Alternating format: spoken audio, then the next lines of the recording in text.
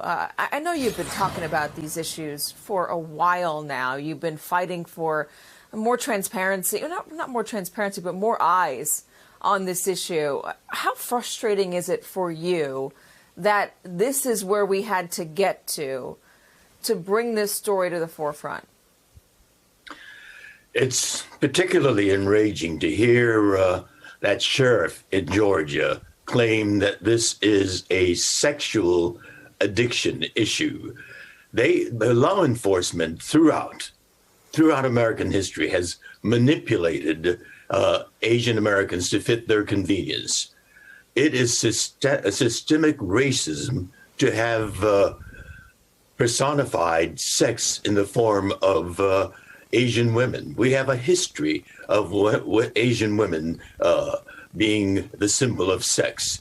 We've celebrated that in movies and Broadway musicals. Titles like The World of Susie Wong or Miss Saigon were tremendous hits. Asian women personify sex. After all the wars in Asia, we've had American GIs roaming the back streets of Tokyo and Seoul and Saigon. So Asian women personify sex, but it's convenient for that Georgia sheriff to have just a simple sex addiction case because it fits his convenience. It becomes more complicated when it becomes a racial case. But law enforcement has got to face the reality. It is visibly, obviously racial. It is clear. And for him to try to sell it as a sexual addiction case is ignorant and hypocritical. These two things are intertwined, which is what people have been saying and screaming from the rooftops now for days. George, how do we adjust our preconceived notions? How does this country get past the stereotypes that it's put on Asian Americans and Asian women in particular? How do we do better? It's leadership. And President Biden has exhibited that last week when he made that speech.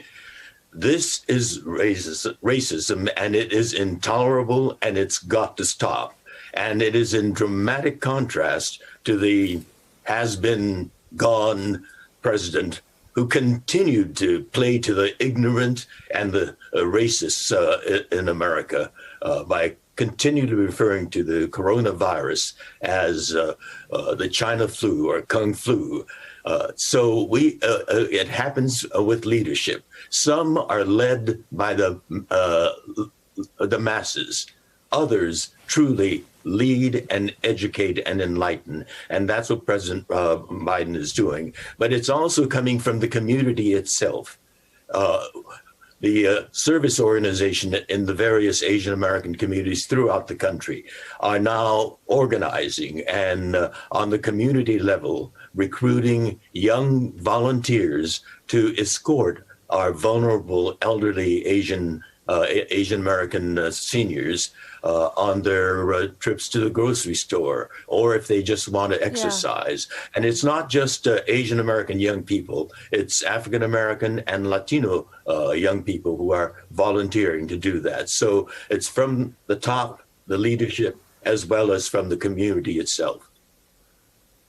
How bad did it get after former president said Kung flu? How bad did it get when he started labeling it the China virus and a lot of his allies would go out and say, it's just a joke, stop being so sensitive?